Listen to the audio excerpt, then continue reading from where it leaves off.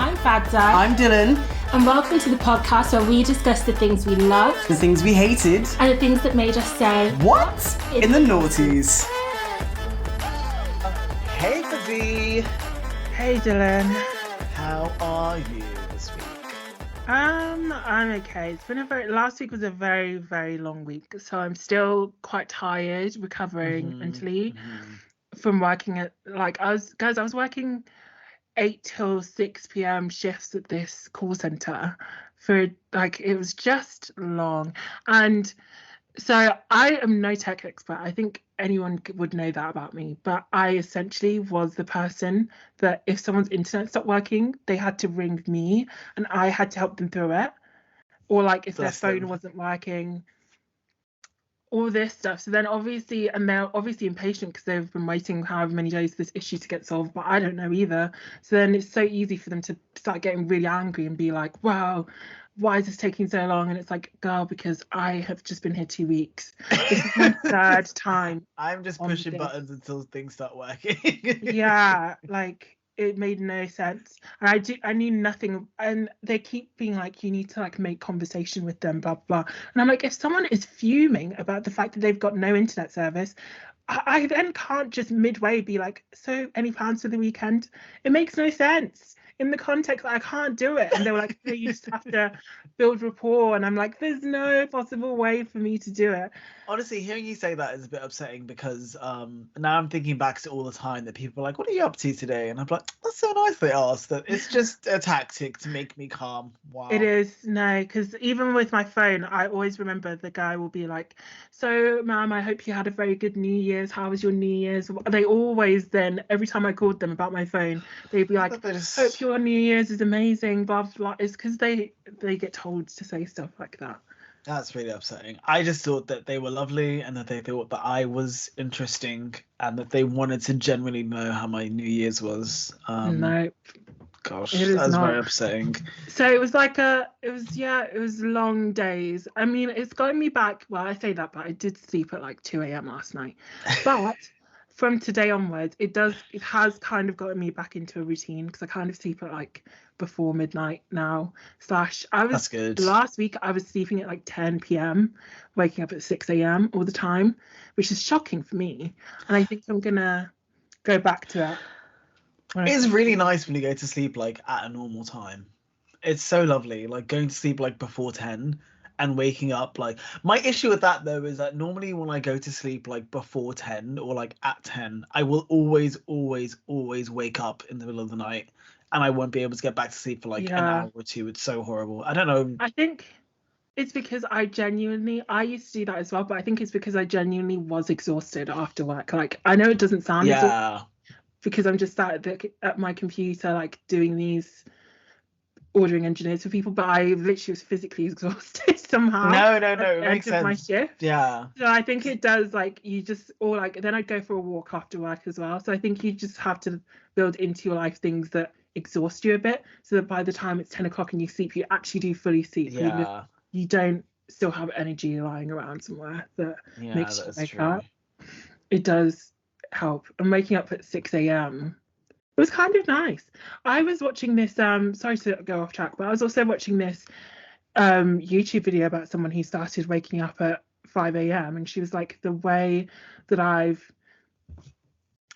people always say that's so crazy that you wake up at 5, and she's like, the way that I have logic for it is, why should I wake up and the first thing I do is be going to work?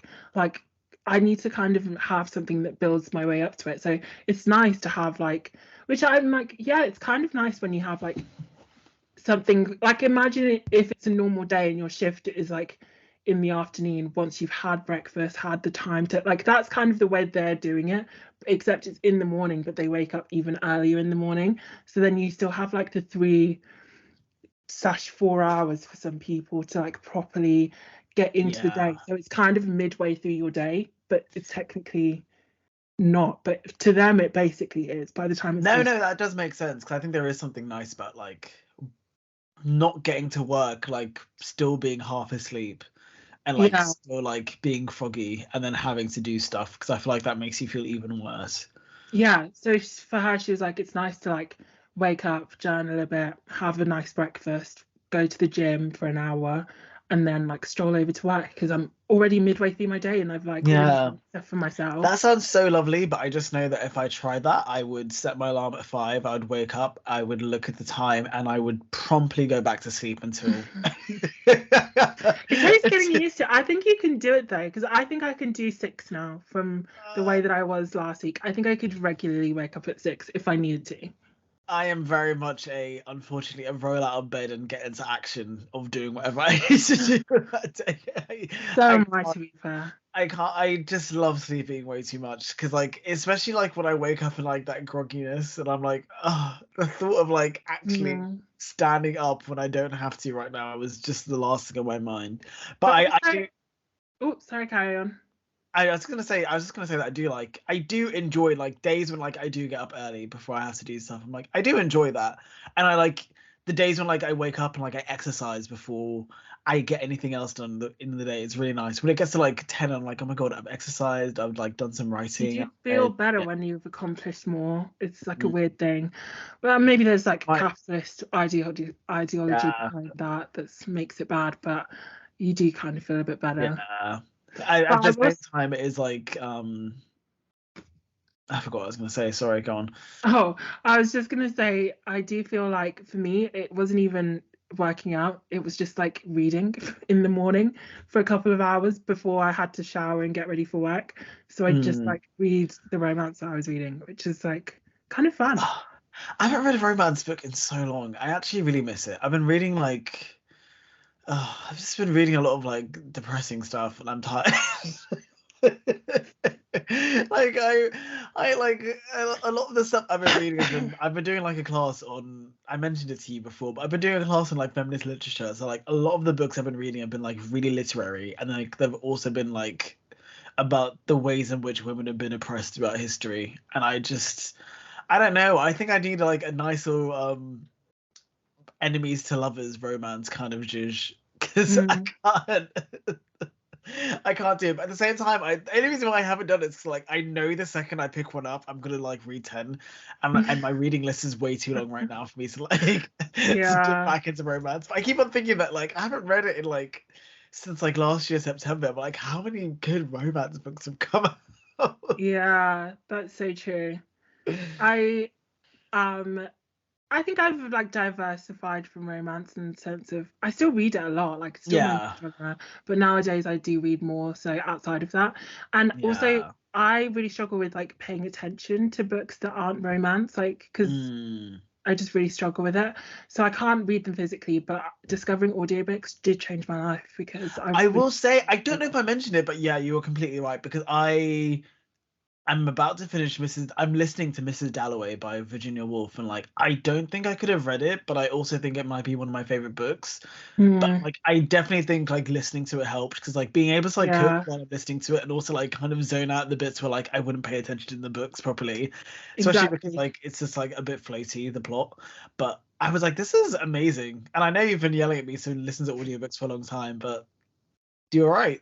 No, it is good. I honestly started reading way more when I started incorporating audiobooks into my life, because sometimes you actually don't need to remember every detail of a book. Like your mind pays attention to the parts that it needs to pay attention to. Yeah, exactly. And if a book isn't gripping you and you can't pay attention to it on audio, like unless the audio reader is really terrible, which is valid, but like sometimes it also is because the book itself isn't that good. Do you know what I mean? Yeah, exactly. So yeah, but no, Mrs. Dalloway is obviously a very great book, but it's just like it's very dense and there's a lot going on, and I'm like, ugh. Sometimes I'm like, I genuinely don't think I could have read. Like I think I've actually, because I have the physical copy of the book, so I think I've read like maybe 30 or 40 pages by myself. But also the woman who does the voiceover is just so good that I'm like, I miss hearing her say it, because like she has the most like RP like BBC broadcaster voice, and it just fits the tone of the book so well. I'm like, oh gosh. And whenever I read it by myself, I'm like, oh, she'd do such a better job of reading this than I do in my head. Yeah. Wait till you get to the point where you're like reading everything at 2.0 speed, because that's where I am. Oh my God, I do that with what do I do that with? Sometimes I watch like lectures on writing, and that's normally what I do that with. Yeah.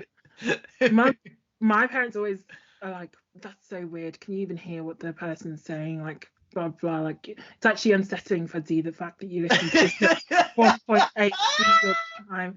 And I'm like, sorry. But the thing is, it's because once you start like increasing the speed and then you go back to 1, it sounds like someone is literally like moving at the pace of a snail to describe the story to you. I get that. I absolutely get that. Especially because like for me, the only time when I really, really experience that is like when I think of a song that like feels upbeat to me, and then I go for a run and I put that song on. Like I promise you, it feels like someone has turned the tempo down by like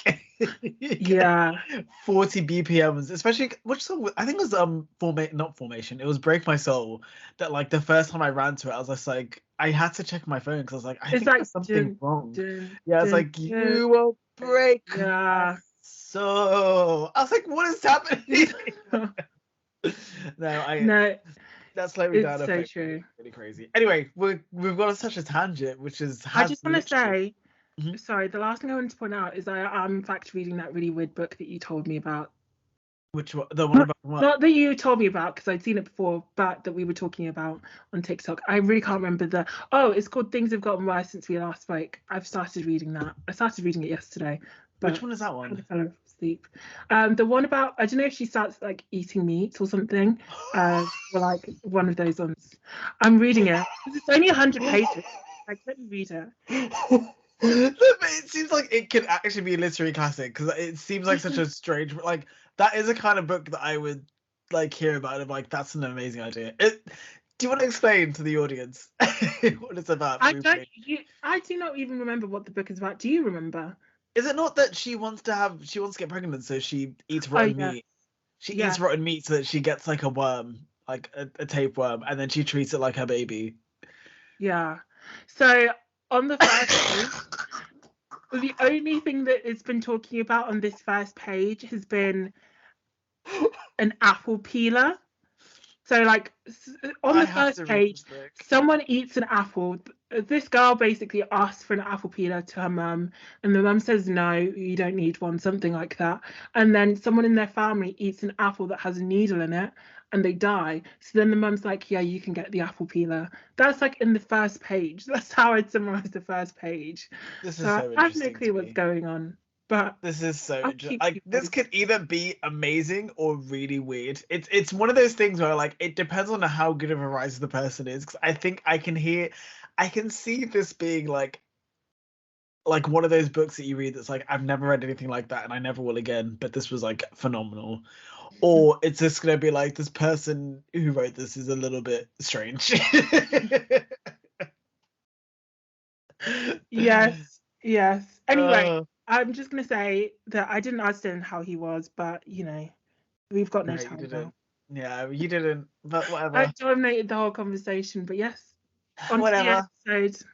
It's fine. Did you notice how I didn't make a big deal about it? I just kept thinking. Whatever. Anyway, so the episode this week is about not about worm tapes or about romance books. It is about America's Next Top Model.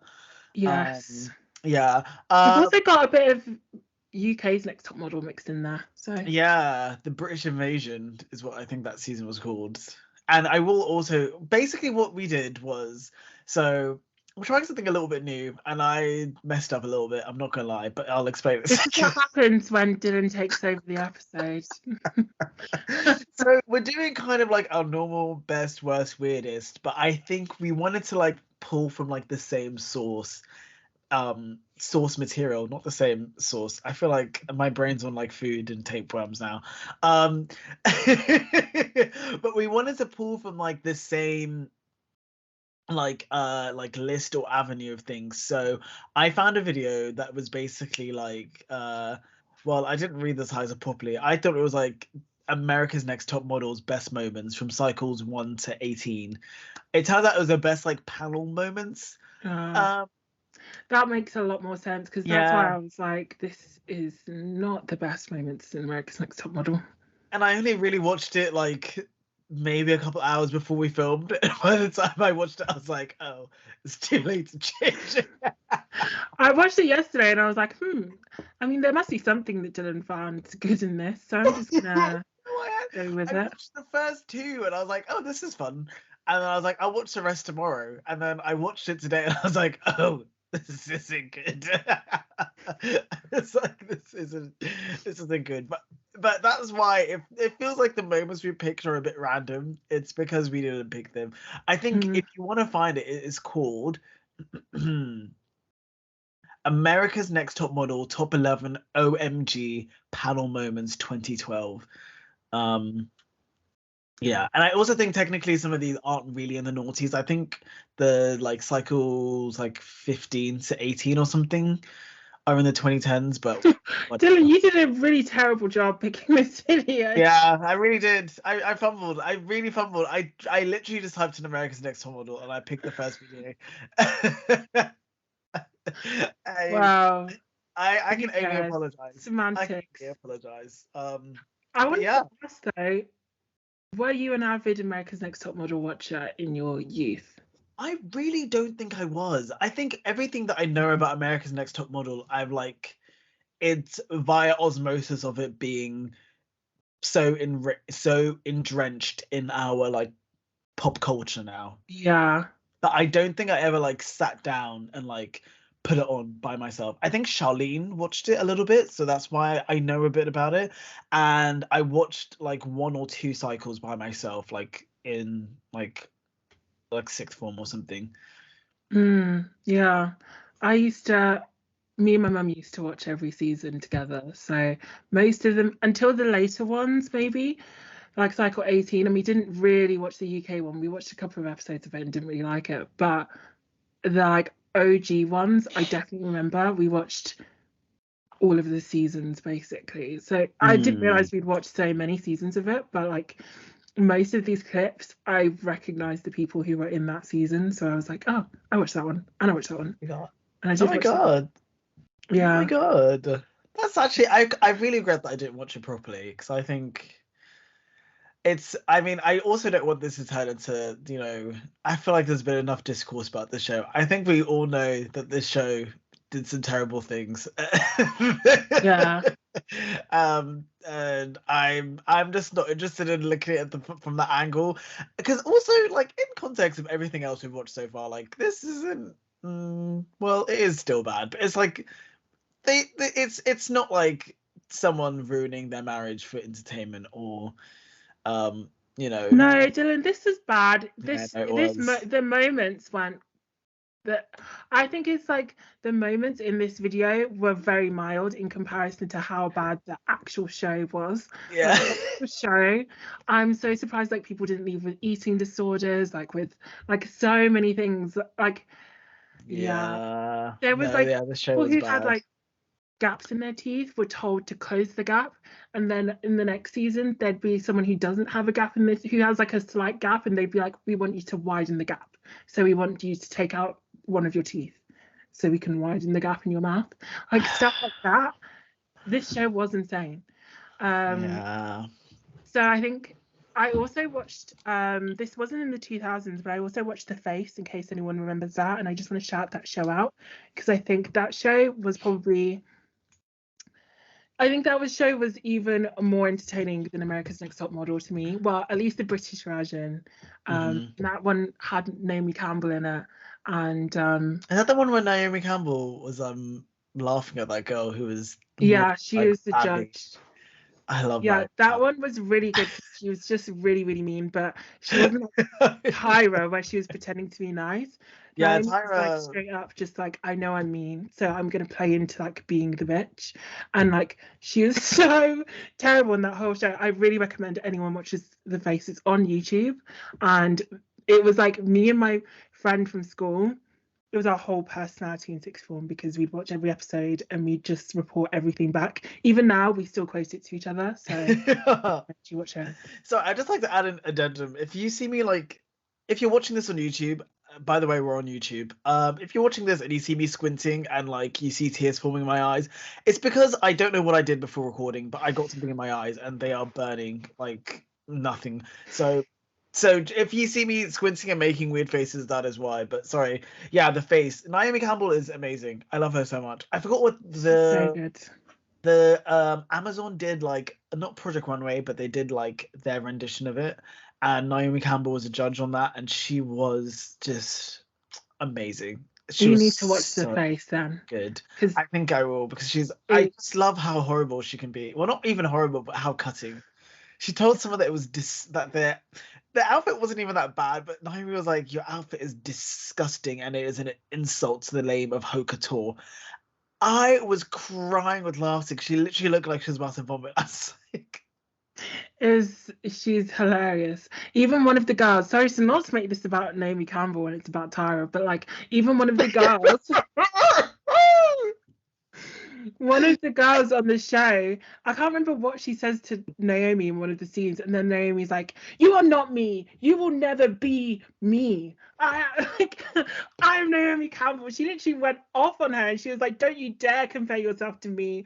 And I was like, "That is iconic." I love Naomi Campbell because it's not even like, I think the best thing about her is that she has the talent to back it up. No one has a better catwalk than Naomi Campbell. Like, honestly, No. did you see her? She was walking for Boss the other day, and I was like, oh gosh, I would refuse to walk the same show as Naomi Campbell.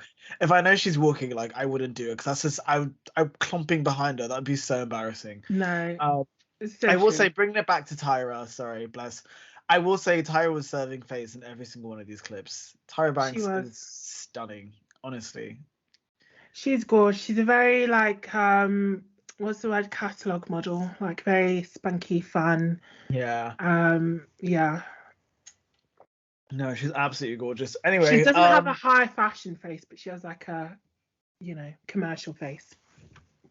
I don't know why that felt like a read, but it obviously wasn't. No, because Naomi has high fashion. I don't want anyone to ever tell me that my face is commercial.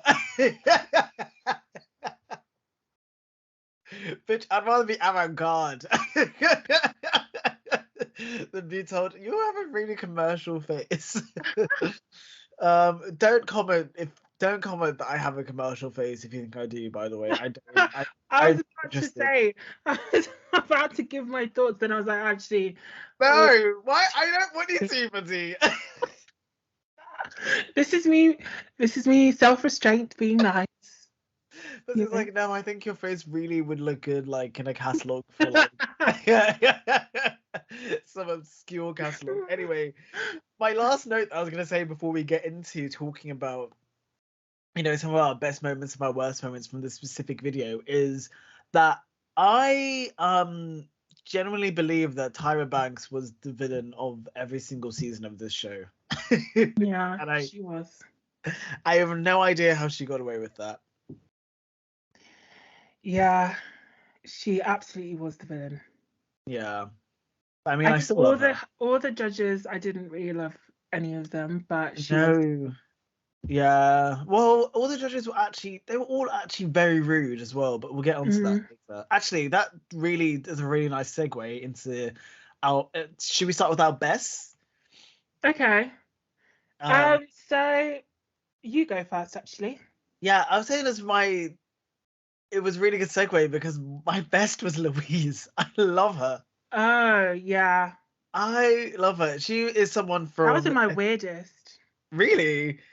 I think I liked her. I mean, I haven't watched the cycle, but she's from cycle 18, Louise, and this was the British invasion. So I think the judges, they decided to do like a season in the UK. And basically, she was getting her critiques, and her picture came up on the screen. It's like, so this is a picture you picked, and then and then one of the judges was like, yeah, it's a very nice picture, but you just look really mean in that picture. And then she just starts shaking her head, and then she just starts going off. It's like, do you know what? Kelly Catrone was like, I was getting this kind of attitude from you all day. And what did she say? She said, you need some gratitude in your attitude because it's just not working out. And then Louise is just like, no, I wasn't being rude. You were being rude to me.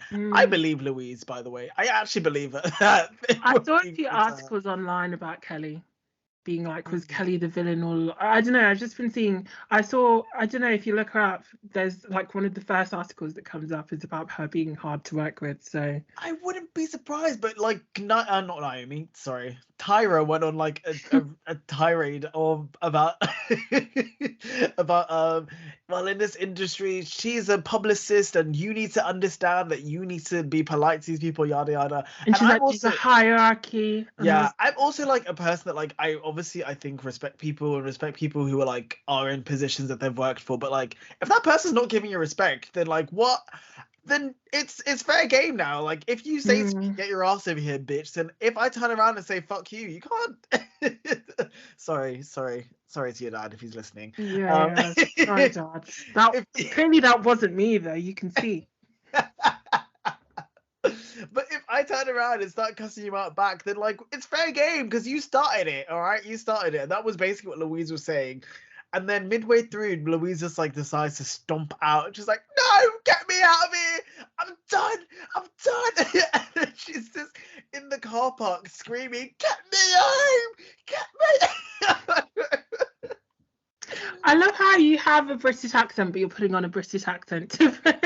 It's because she has like an accent from like Essex. There's a very specific accent she has. And she's like, if I saw Kelly on the street, I'd knock her out. Get me the fuck home now. I was like, you better go off. You better go off. Oh gosh, I just loved it. The reason why I put that in my weirdest moment is because why were the other girls crying? No, God, you need to go onto this video and watch it. Like she wanted to go home, so why were you now sobbing on behalf of her? Like I don't understand. I don't know. All the girls got like shepherded into like a tight little hallway, and they're all just like stood in a huddle sobbing together. Yeah, like she's so upset. Like, she's not coming back. She said they were British. They were like, yeah, she said she's not coming back. She's not coming back. And I was like, why are you crying about it though? I would be so happy because I'd be like, I thought I was getting eliminated this week, and now she's just solved that problem. Yeah. Yeah, no, I love Louise. Big up Louise. Yeah. I hope she's okay. Yeah, same. I hope so too.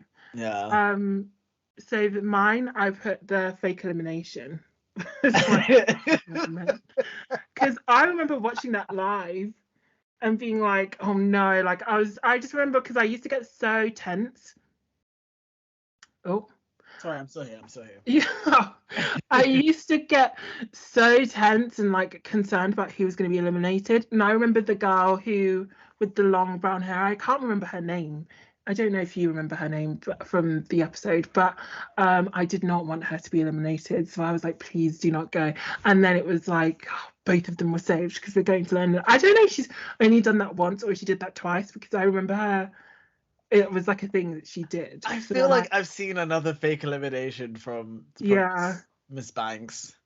So I think she's done it a couple of times, and I always loved the fake eliminations. So it was very camp the way she said you are both packing your bags. Because we're going to London!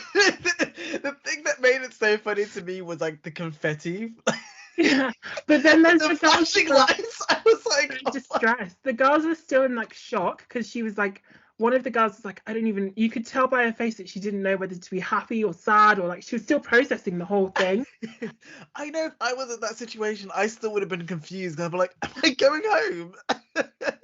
While there's confetti spraying and everyone's hugging me and there's lights being slapped in my... Literally. And yeah, I was going to say, I do just remember this being one of my favourite seasons, I think. Because I was seeing the characters that were in it. I think that was the year that Jade was in it as well, and I really loved Jade. So I think, yeah, Cycle 5 was one of my favourites. Maybe that will be a season that we do then. Maybe we'll watch Cycle 5 or something. Yeah. I feel like we definitely need to watch. I think, especially since you really loved it, and since I haven't watched it that much, it'd be really fun for us to watch the show together. But I guess maybe that's a sneak preview for like a later season of this podcast. Should we go on to our worst then? Yes. Yeah, I think my worst. I think I have two worsts. My first one is something that we already talked about, and it's that we were rooting for you. We were all rooting for you because That was Like my worst as well. every time I see, I think especially because like when you see that clip, it's detached from like the rest of what was actually going on. But it was the fact that that happened because that girl wasn't crying that she was going home. Yeah, It was just a really weird reaction from Tyra, being like, yeah. your grandmother was on the street hooking for you to get here." I mean, she didn't actually say that, but she was But like, no, "Yeah, but she literally said as well. Tiffany says that like in a later interview that she was like, you can go back to your house and sleep on your mattress on the floor with your baby. So I'm like, Tyra, that is just it was just too mean. It much. was She just was actually genuinely mean." really angry. Like it wasn't even like it was like, this is genuinely Tyra speaking. Yeah. And the thing that got me is that like in later clips she talks about like, you need to take critique and feedback, you need to take it with grace, yada yada. And that was literally what she was doing. Like she was taking it on her chin. Like she was being very like if you're gonna get eliminated from a show, like that's the way to take it. It wasn't that she didn't care, it was that she was like really like she was taking it very well. But I guess it Yeah. just wasn't good TV for Tyra. I think it was like the first time anyone had ever seen Tyra break character, because there's not really any other examples of on TV or like in the media really, because she'd always been like the like sweet American girl, and Yeah, like that is so true. that was the first time you actually saw her really angry. Yeah. But from like I've never in my life yelled like this with a girl. yeah, When and my mother yells like this, it's because she loves us.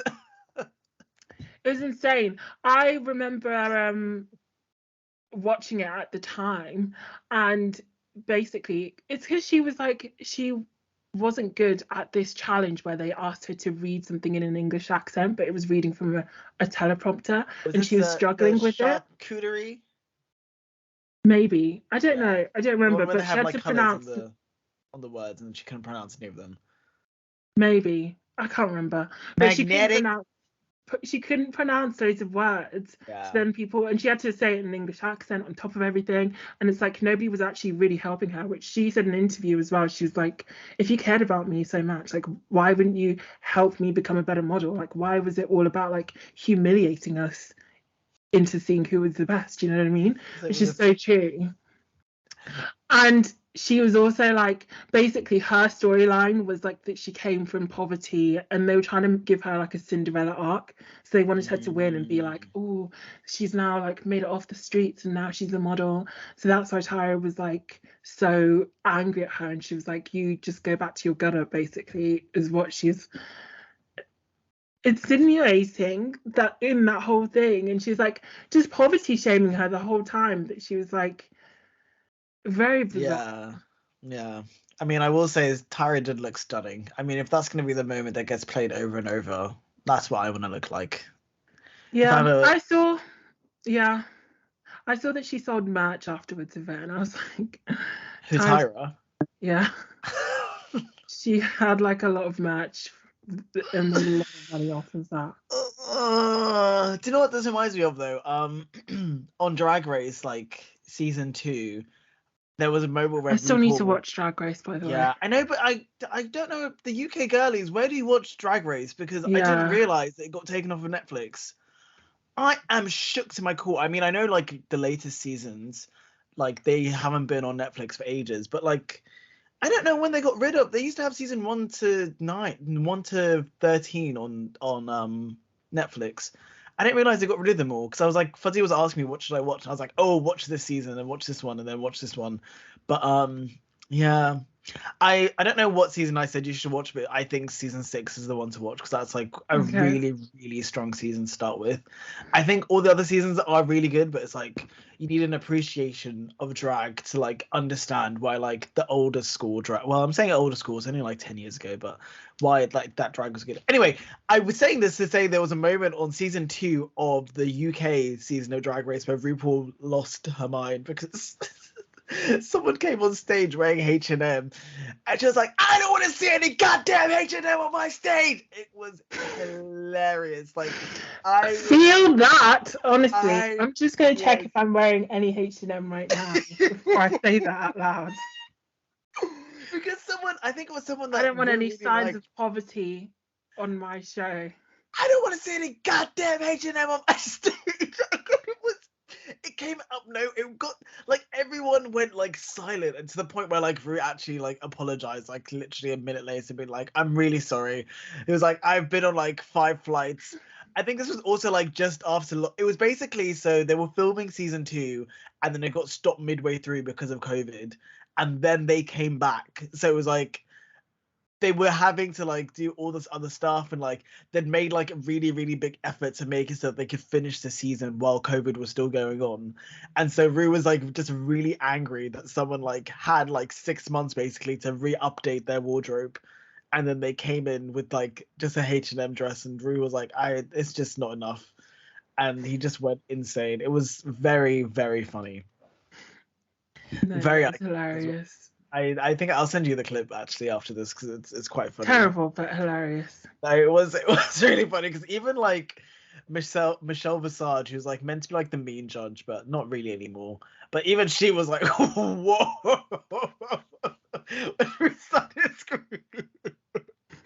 But yeah, I think it was because Rue had been, like, on a flight for, like, 12 hours, and then probably had like 16 swabs shoved up his nose, and then yeah, it was very funny.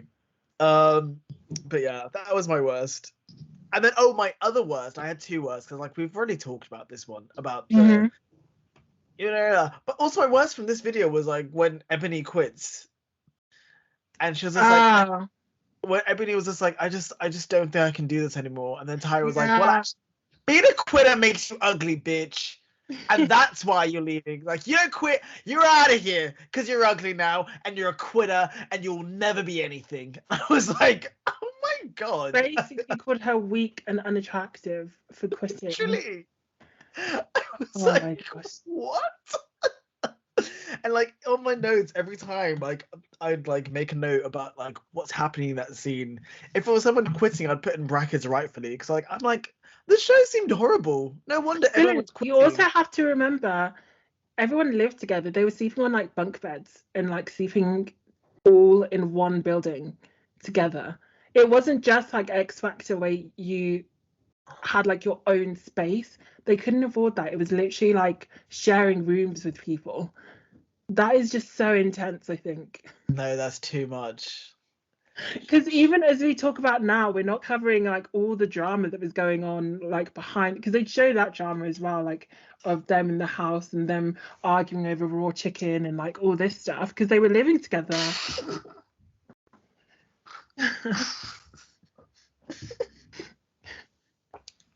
What do you mean arguing over raw chicken? No, because one of the moments with Brittany, I think it was, which was done as one of my weirdest moments, actually, to segue into it. But one of the moments was where she, like, calls her out, and she's like, oh, I think she's not a good role model, blah, blah, blah, of a person. Yeah. It was all because it all started because they were beefing over raw chicken left in the kitchen. From what I'm seeing, yeah. What? I did think that was really weird, yeah. I think one of them basically left raw chicken in a bowl and didn't cover the bowl or something like that. So then the other one was like, you can get salmonella, and told her off. But then she told her off in front of, like, a client during the thing, and just had, like, a massive go at her. I think it was other stuff too, but it's kind of, like, was partly raw chicken involved. Oh my gosh. And she's the one that, like, started crying and then stormed off. Yeah. Yeah. I think so. I was like, Possibly. why are you crying, actually, girly pops? Yeah. Gosh. Yeah. It was long. But yes, you go on with your weirdest moment. My weirdest. I'll give you my actual. Oh, my weirdest was Rebecca fainting. Oh yeah. Bless her. I remember watching that live, and I was, like, so terrified, because I was like, oh no, I hope she's not died. Like, I was treating it like she'd had a heart attack. Okay, I need to preface this by saying I hope Rebecca's okay, and from what I see, I'm sure that she's fine now. But the reason why it was my weirdest was, number one, the way she fainted. I've seen people faint before, and, like, she fainted like she was in a movie. Like, yeah. I've never seen someone just like fall backwards like that. Her body went stiff and she literally fell over. Like, you know, she looked like a plank of wood. And I was like, normally people crumple when they faint. Like, I've never seen someone faint. And then when she was on the floor, she was ran out. I was like, what? And the way that Tyra was like dabbing a little tissue over her head, I was like, oh, come on, Tyra. That is such a photo op opportunity. Like, you weren't doing anything to help that girl. What made it the weirdest was that one clip where Tyra was on her hands and knees. I was like, Tyra, what are you doing? You're not first aid qualified. I was like, give it a break, Tyra, please.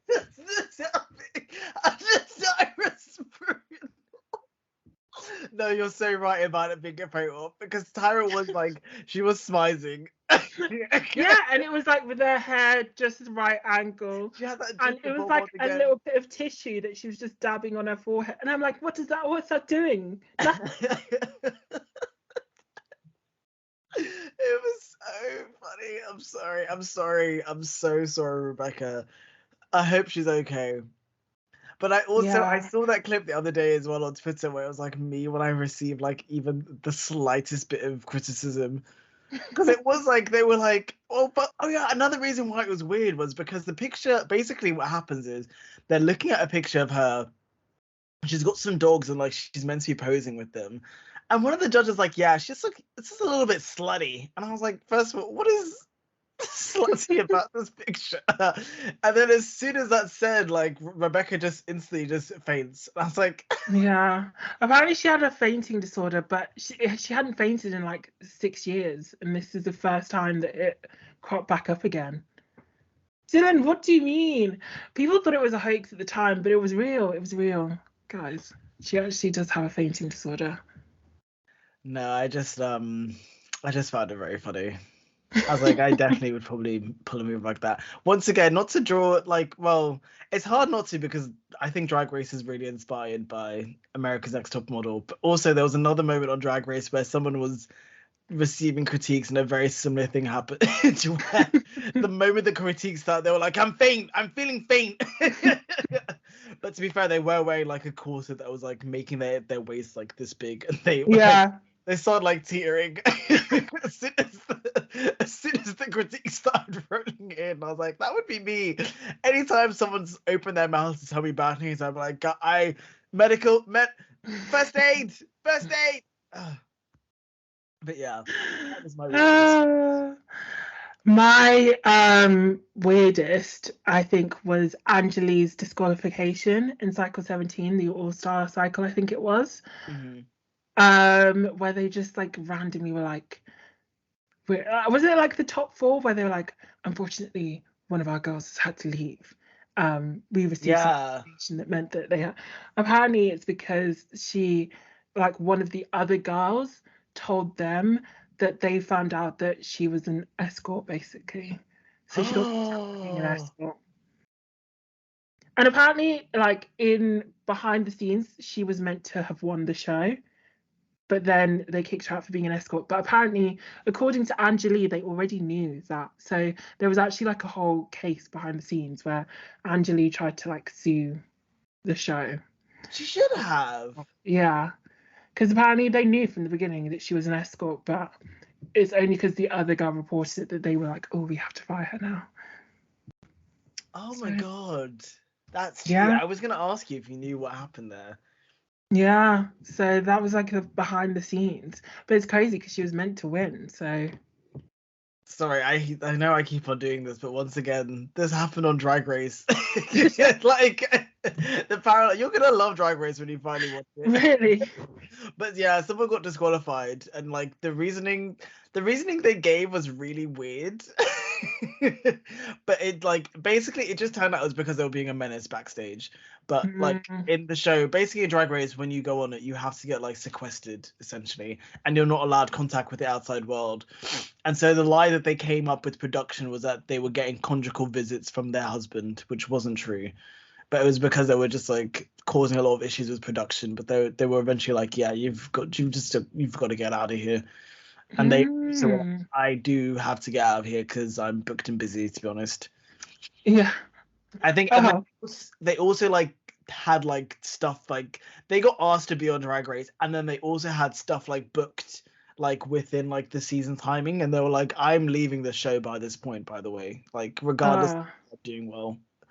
And they were doing very well. I think they would have won their season, actually. Wow. Okay. They're a bit iconic in the Drag Race history. I'm excited to watch, especially when I move. I'm excited to have something to put on. If I can find a way to put it on the TV, it'll be a cute show to have like on the TV. Yeah. I think the old seasons of Drag Race is so much better, because like now we're at a stage in Drag Race where if someone's like, I don't like what you're wearing, then like they will receive death threats for like the next month of their life. So everyone's very, very like nicey nice. But back in the day, the girls used to fight in that workroom. They used to get mean. They used to get so mean. Gosh, so much fun. I miss it. I really do. I'm excited, but yeah. What about honorable mentions? Do you have any honorable mentions? Honorable mentions. Yeah, I think you've said most of mine, because like my honorable mentions were. Oh no, my nearly my best. This was so close to be my best. Was Jocelyn. Basically, there were two girls left, and then Ty was like, yeah, so Jocelyn, you know, for you to go out there and to do the shoot, even though you were coming over this illness, means that you were so strong and that you're a survivor. And then I don't remember the other girl's name. Was it Andrea? I don't remember the other girl's name. I don't remember either. She said her spiel about Andrea. She's like, and then she turned back to Jocelyn. She's like, Jocelyn, you are strong. You are brave. And that's why I know you can survive this. And then she turns to the other girls like, to the other girl, she's like, you're staying. Jocelyn, you go. It's like, I was like, you're insane, Tyra. Yeah. Jocelyn had been literally throwing up to get through this shoot. She still got kicked out. Like saying, I know you'll be able to survive this before you eliminate her is so funny. Oh gosh. Tyra's a villain. She's a menace. She actually is. So for me, I literally had no honorable mentions. Did I? Let me just have a quick check.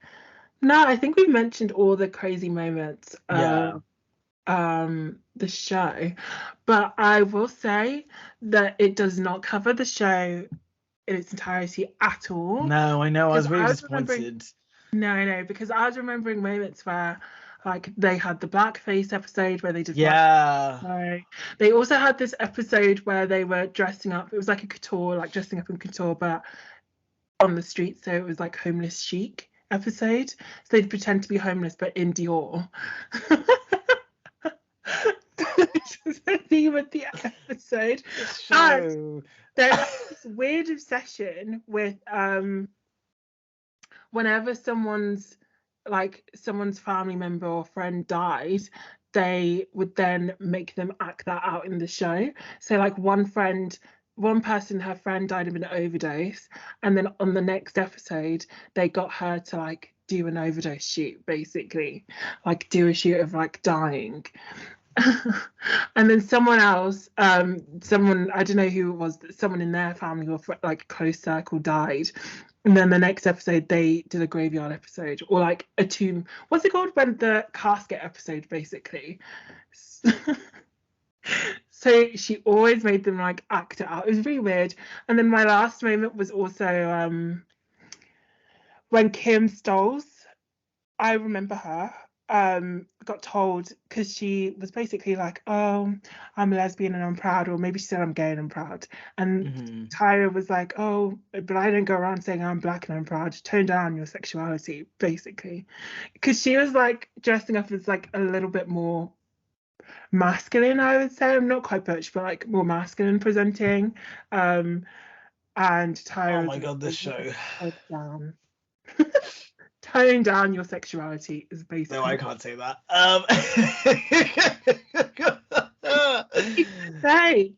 Pardon? What were you gonna say? I said I can't say it. But yeah, bad. It's a bad show. Actually, I take back my earlier statement about it not being as bad as I thought. It sounds like it's horrible. Yeah. Worse. It was worse. But it was funny, but it was worse. No, yeah, I think this is definitely one for us to watch properly because I need to watch all these moments happen. I think other moments that I felt like were missing were obviously Tyra fake fainting. I obviously an iconic bit. It's just like, oh, gotcha! I remember that actually. Tyra's so funny. She really was. I think still, as much as she was a villain, I still kind of love her. I don't know.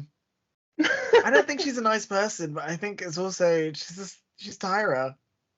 Yeah, and I think it's also like obviously to make the show as entertaining as possible. Back in those days, we've already seen so far this season, but back in those days it was entertainment over everything. Yeah, whereas now literally. it's not comparable to now because now we do care more about mental health and stuff like that. They did not care about that in the 2000s. Bloody mental health. And you weren't meant to care. Not saying that you couldn't have been ahead of the curve, but like back in those days, it was like, no, you need to entertain the people because even the people, they did not care about mental health. Like you just were meant to push people to their absolute limit. Yeah, exactly. If anything, well, no, I guess they did kind of care about mental health. They cared about destroying it and making sure you were at your lowest moment. One thing I really did not like about the Tyra show is whenever they did the makeovers, anyone with long, nice, luscious hair, they'd always be like, I want you to shave it all off. And I was always like, that would be so traumatic for me if they just forced me to shave my head off. And if the girl would be gone the next episode. Yeah, exactly. No, literally that happened before. But if you had any ounce of like resistance toward it, they'd be like, you don't have what it takes. You're too weak for this. You need to know that you have to do exactly what we tell you. This is exactly what you need to be a model. Are you willing to like literally have a go at you? And it's like, I don't want to shave the head that I took like 20 years to grow out. I mean, I've only been growing my hair out for like a year and a half, and like if I went on that show that said shave your head, I'm like, absolutely not. I'm sorry. It's such a like, big deal. I can't imagine if you have like hair down to your waist or something, and it's something that you've been like putting a lot of care into. And then they'll shave them to like have an ugly little bowl cut, and then they'll be like, well, you weren't able to serve with your new look. It's like, yeah, of course, because my whole image was the fact that I had long hair. Like that was my thing. Insane. I think crazy. The cycles I watched were like a little bit later, so I think the show wasn't quite as insane. Because the makeovers that I watched, it was actually quite nice because it was like one of the girls on it like had alopecia, and I think like she wore like a lot of wigs because like she was really embarrassed by like being bald, and like the whole thing they did with her makeover was like getting her to accept like her natural hair and accept the fact that, you know, her balding head is like actually quite beautiful and that can be her angle. And it was a very nice moment but it wasn't like, you know, chopping people's hair off and like frying their hair with bleach just because it would be funny to see what they look like. I think that's generally what they did. They back in the day, they're just looking for like, what's the weirdest thing we could do? Yeah, 100%.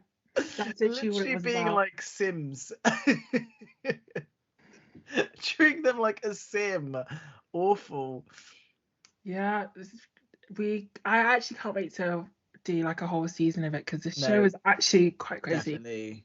Definitely needs to do a season of this. This has made me really want to do it, even though once again I'm so sorry the video I picked was shit, but I really enjoyed it. Oh, one of the other ones that I enjoyed, I forgot to say, was when Alicia quits. Oh yeah. Alicia's like, I can't do it, and then Tyra's like, oh, that's fine, but you're still both going home. She's like, I don't want her to stay anyway, because basically there were two girls, Alicia and I forgot who it was. Alicia and someone else. Ebony, I think.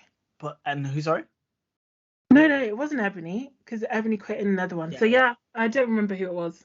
It was Alicia and somebody else, and the other girl got eliminated, and Alicia spoke up and was just like, do you know what, I don't think that I really want to be here anymore, and I'd rather it be me that goes who doesn't want to be here than someone who wants to be here. And then Tyra's like, I hear you, like, you can leave. She's still going. That bitch is still out of here.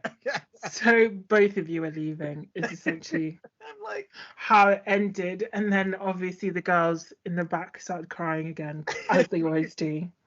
I don't know why that was so emotional about. I don't. Maybe I'm just a mean person, because if I'm in a competition and two people are getting eliminated, I'm like, thank God, more I competition. think it's just, it just is the way that it is on the show. I think it's just heightened emotions and also like living with someone, because on Love Island they always cry when people go. Yeah, And in my head I'm like, the show's ending at the end of the week. Why are you crying? You're gonna see that person in like 4 days. You're gonna see them in Shoreditch Get a like grip. next week. You're fine. Exactly. Like, And you're gonna have to do the whole circuit with this exact team of people. So like you're gonna see them every single week for like, I don't understand. probably a couple of years. Like your careers are kind of linked for a while now. Like you're gonna see each other. Oh Yeah. gosh. Well, I think that's all that I have to say about America's Next Top Model for now. Same. Based on this once again horrendous video that I picked. But it was fun though. I still had a good time. It was still a good time. What's I on think the I what's on enjoyed the us having the same thing to pick from. Next time I'll pick something better. On the agenda next time is Space Cadet UK, which is basically where there's a group of people and they convince them that they're all going to space. And I think this is going to be a very funny show to watch, hopefully. I'm looking forward to it. Yeah, I'm really looking forward to this one. This is one of the ones on the list that I was like, oh, this is fun. I'm kind of glad we're British again, because I quite like the British one so far. Same, yeah, the British ones have been quite fun. And I watched it be Dermot presenting this, because who else is going to be presenting the show?